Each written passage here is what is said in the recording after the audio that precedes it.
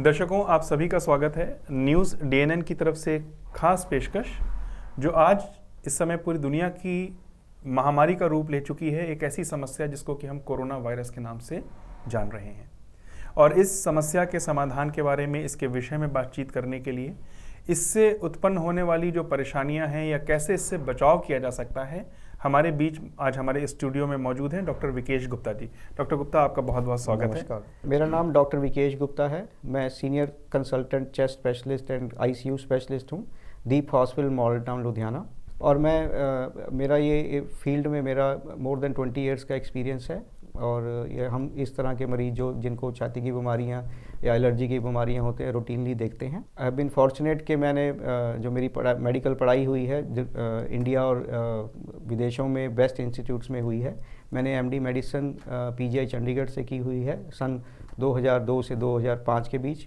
उसके बाद फिर मैं अमेरिका चला गया था। वहाँ पे मैंने स्पेशलाइज ट्रेनिंग की है जो कि डीएम कोर्स था, specialising only for the chest and ICU cases. उसके बाद वहाँ प्रैक्टिस करने के बाद मैं इंडिया आ गया था और पिछले 1.5 साल से मैं दीप हॉस्पिटल से एसोसिएटेड। दर्शकों, आज हम डॉक्टर विकेश जी से, जो कि इस प्रोफेशन में हैं, मेडिकल प्रोफेशन में हैं, 20 साल से ज़्यादा समय से सीनियर पल्मोनोलॉजिस्ट हैं, हम इनके साथ बातचीत करेंगे कि कोरोना वायरस क्या है, कैसे हम इससे बच सकते हैं और क्या क्या चीज़ें हैं जो हमें सावधानियां रखनी चाहिए इससे बचने के लिए। तो डॉक्टर साहब, सबसे पहला प्रश्न हम चाहते हैं अपने दर्शकों के लिए कि कोरोना वायरस है क्या? देखिए, कोरोना वायरस एक नई बीमारी नहीं है। कोरोना वायरस एक ग्रुप ऑफ और फैमिली ऑफ वायरसेस है जो कि दुनिया में बहुत सालों से इस बीमारी चली आ रही है। पर जो ये नया जो कोरोना वायरस जो आजकल जो फैल गया है और जिसके बारे में चर्चा है, वो एक नया वायरस है जो कि चाइना में शुरू हुआ है और बड़ी तेज़ी से सारे संसार में फैल रहा है। सो ये एक नई बीमारी नहीं है, बट एक नई स्ट्रेन है जिसके बारे में इवन मेडिकल प्रोफेशन में हमें ज़्यादा नहीं पता है, बट हम जानने की कोशिश कर रहे हैं।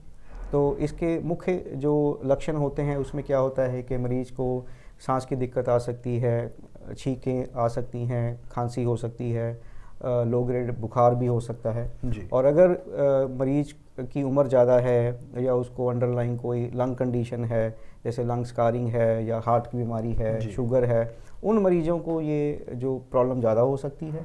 सारों को नहीं होती है, बट कुछ मरीज जिनका इम्यून सिस्टम थोड़ा कमज़ोर होता है उनको ये बीमारी बढ़ सकती है, तो उनका मल्टी ऑर्गन फेलियर भी हो सकता है, उनको हॉस्पिटल में एडमिट भी करवाना पड़ सकता है। डॉक्टर साहब, कोरोना वायरस में होने वाले, अभी आपने बात करी कि बुखार, जुकाम, छींकों का आना, और एक पेशेंट जो क्योंकि ये सर्दी का मौसम है, सर्दी से गर्मी में हम जा रहे हैं, जनरली ऐसे जब वेदर चेंज होते हैं तो देखा जाता है कि हर हेल्दी से हेल्दी आदमी को भी छींकें, जुकाम, बुखार, खांसी ये एक आम चीज़ होती है। वो ऐसे में एक पेशेंट कैसे आइडेंटिफाई करेगा कि अब मुझे क्या करना चाहिए? बहुत अच्छा क्वेश्चन है ये जनरल पब्लिक के लिए।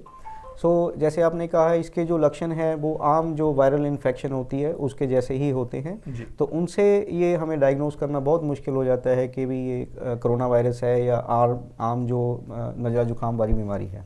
तो इसका हमें पता लगता है कि कोरोना वायरस है, हमें उसकी हिस्ट्री लेनी पड़ती है, देखना पड़ता है कि रिसेंटली उसने कहीं आउट ऑफ इंडिया ट्रैवल तो नहीं किया, कहाँ उसने कहीं चाइना से कोई कांटेक्ट तो नहीं है, कोई कंट्रीज़ जिसमें कि इसकी तादाद ज़्यादा है, जैसे कि साउथ कोरिया हो गया, इटली हो गया, ईरान हो गया। तो उन कंट्रीज से अगर रीसेंट ट्रैवल है और कोई ऐसा मरीज जो कि कंफर्म था उसके कांटेक्ट में आए हैं और उसके बाद ये लक्षण हुए हैं, तो हम कह सकते हैं हाँ मोस्ट लाइकली कोरोना वायरस है, तो उसको हमें आइसोलेशन करना चाहिए। और अगर बिल्कुल कंफर्मेशन करनी है तो उसके लिए फिर हमें एक नाक से एक जो सिक्रीशंस होती हैं या बलगम होती है उसको लैब में जांच के लिए भेजना पड़ता है। इंडिया में आज की डेट में जो इंस्टीट्यूट है जहां इसकी चेकिंग हो रही है वो नेशनल इंस्टीट्यूट ऑफ वायरोलॉजी है, जो कि पूना में महाराष्ट्र में है जी। पर जो इंडियन सरकार है उन्होंने, क्योंकि बहुत सारे केसेस टेस्ट होने हैं, तो उन्होंने 15 और पूरे देश भर में ऐसे सेंटर उन्होंने तैयार किए हैं जहाँ के रीजनल जो सैंपल जाते हैं वहाँ टेस्टिंग हो सकती है। डॉक्टर साहब, इसके लिए कोई एक खास उम्र का भी है कि किस एज में ज़्यादा हो रहा है, किस एज में कम हो रहा है, क्या चांसेस ज़्यादा हैं हमारे? राइट।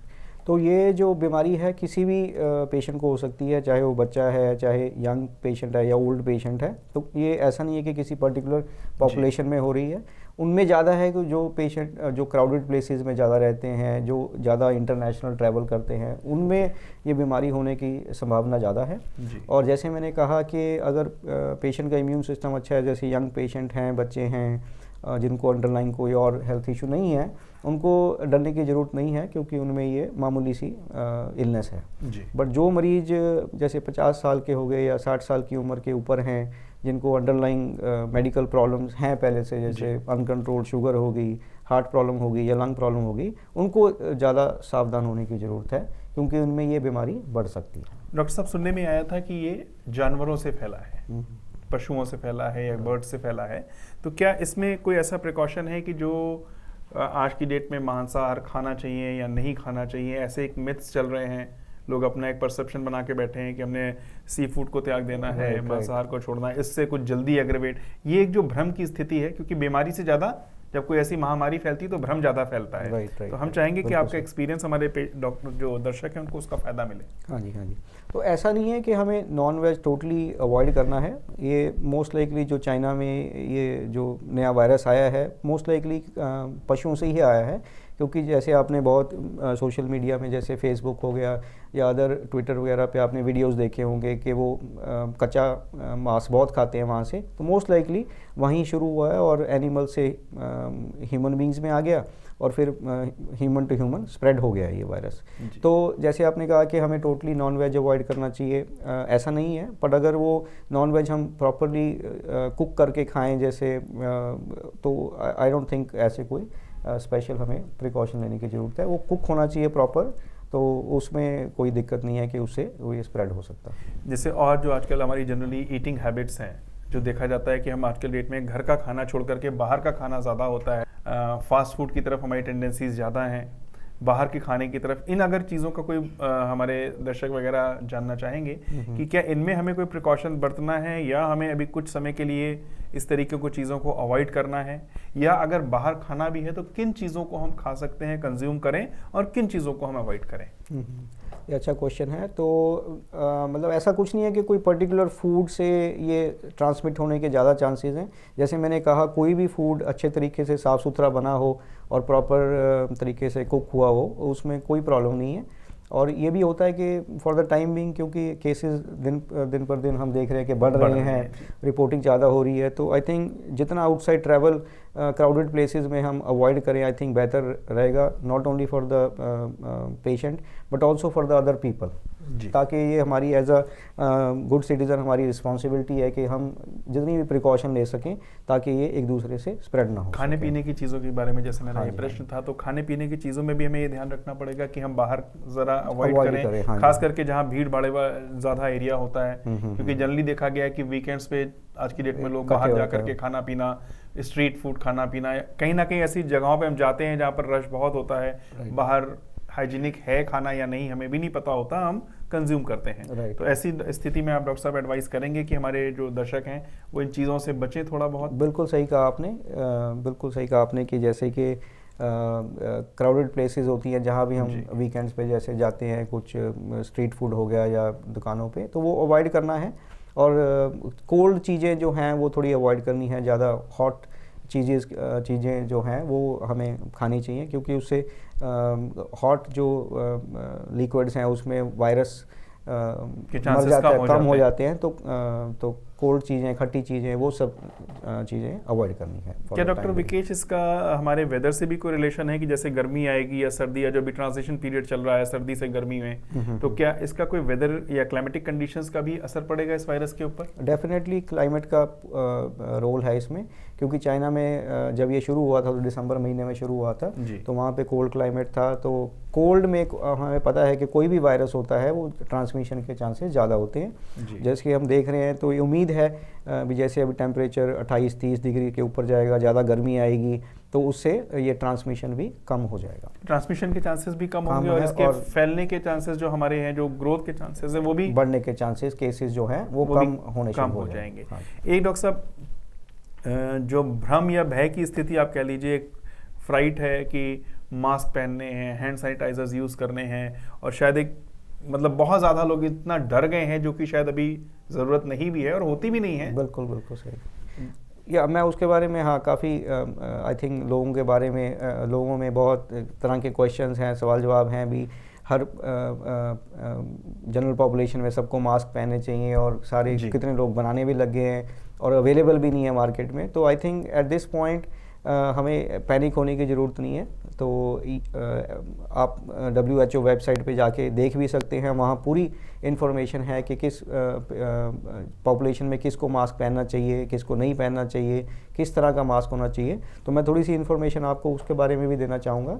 तो ये नहीं है कि सब पॉपुलेशन को ये मास्क पहनने हैं। उससे इनफैक्ट देखा गया है कि इन्फेक्शन जो ट्रांसमिशन है बढ़ने के चांसेस रहते हैं, क्योंकि जो जनरल पॉपुलेशन है वो मास्क को हाथ लगाती रहती है, फिर वो एक दूसरे से ट्रांसमिशन हो जाती है।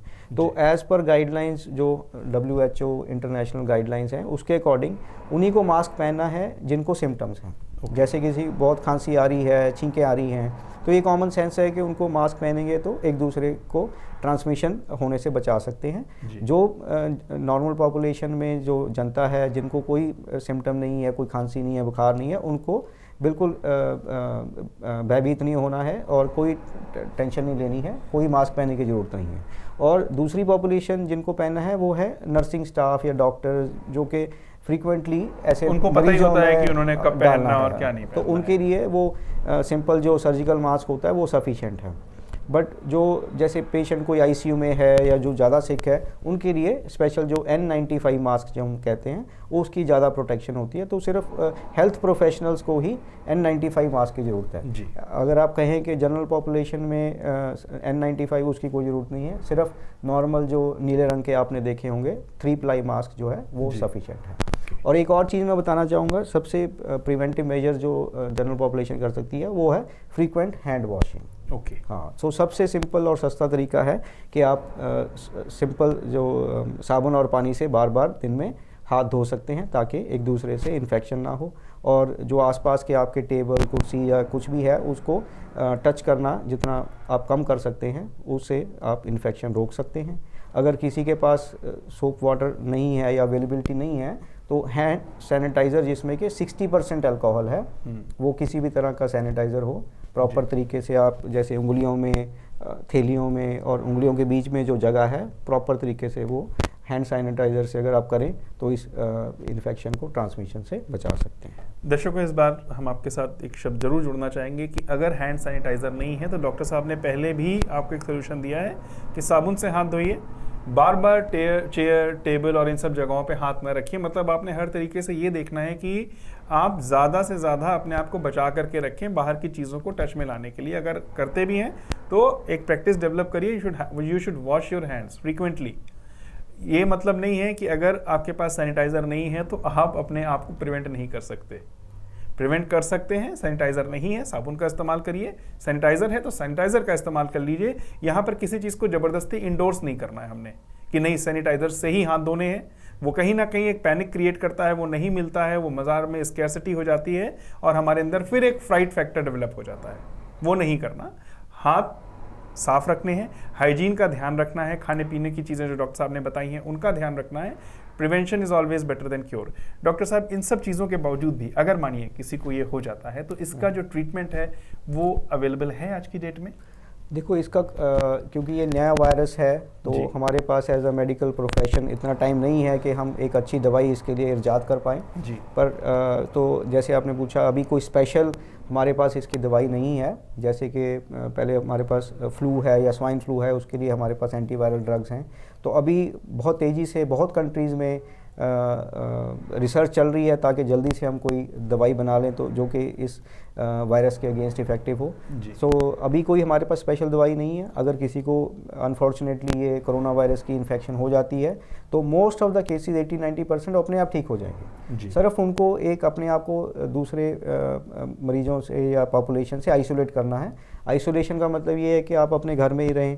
अगर आप काम से छुट्टी ले लें हफ्ता 2 हफ्ता, आपकी सेहत के लिए भी ज़रूरी है और आप इससे ट्रांसमिशन भी रोक सकते हैं। और अगर किसी को मामूली खांसी है या बुखार है तो उसकी जो ओवर द काउंटर जो सिंपल दवाइयाँ होती हैं वही उसका इलाज है। और कोई मरीज़ जिसको ज़्यादा प्रॉब्लम आ रही है, जैसे सांस की दिक्कत हो गई या बुखार टूट नहीं रहा है, फिर वो जल्दी से जल्दी एक विशेषज्ञ को, जैसे कोई चेस्ट स्पेशलिस्ट है, उसको जाके आप इवेलुएट कराएं, ताकि उसका हम सैंपल राइट इंस्टीट्यूट में, जैसे मैंने बताया, पुणे भेज दें, ताकि वो कंफर्म हो जाए और हम टाइमली फैशन में उस इन्फेक्शन को ट्रांसमिशन होने से बचा सकते हैं। एक डॉक्टर साहब, एक बहुत ज़रूरी जो एक क्वेश्चन हमारे बीच में और आपके बीच में होना रह गया कि the best time to move to a doctor, जैसे आज की डेट में मौसम चेंज है, मैंने आपसे पहले भी बात करी कि ऐसे मौसम में सर्दी जुकाम हो ही जाता है, राइट। तो बेस्ट वे क्या है कि जैसे ही वो शुरू होता है हम डॉक्टर के पास चले जाएं, या हम उसका 2-3 दिन वेट करें, या और कोई सिम्टम्स देखें कि बुखार होना शुरू हो गया है या बदन दर्द ज़्यादा शुरू हो गया,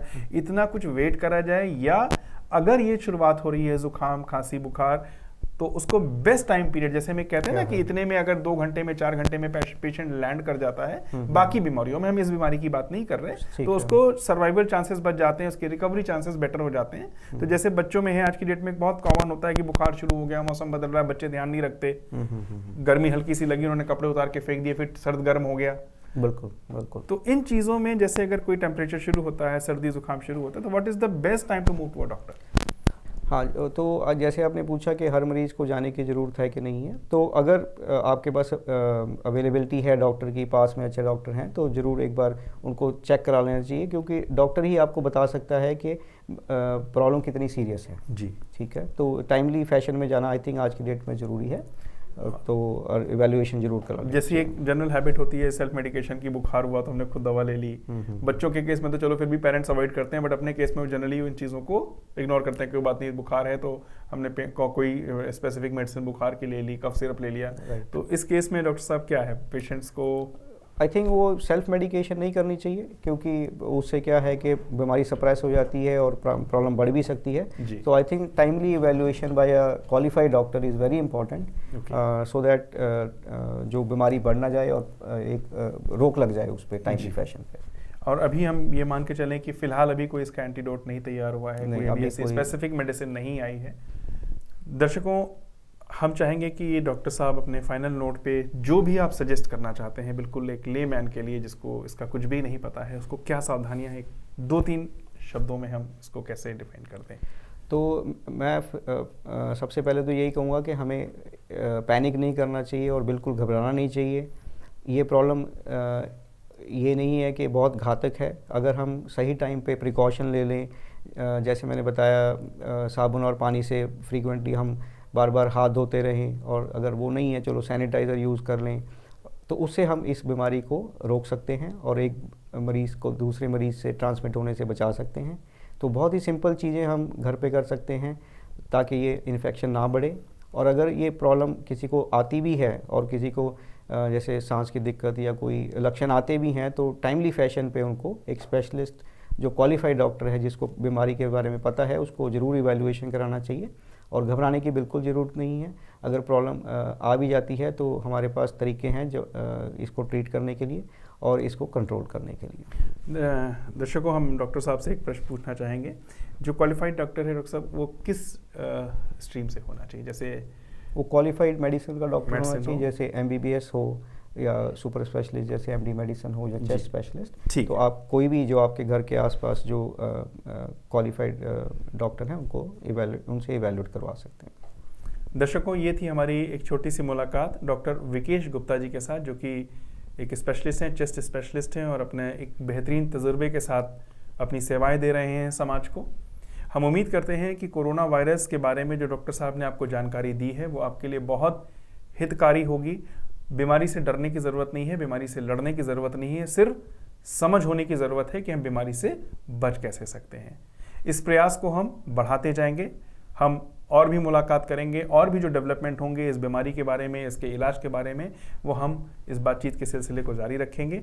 हम उम्मीद करते हैं कि आज की इस छोटी सी मुलाकात में जो एक बेसिक इन्फॉर्मेशन एक आम इंसान को चाहिए कोरोना वायरस के बारे में, वो आप तक डॉक्टर विकेश गुप्ता पहुंचाने में ज़रूर सफल हुए होंगे। हम लोगों को इजाज़त दीजिए।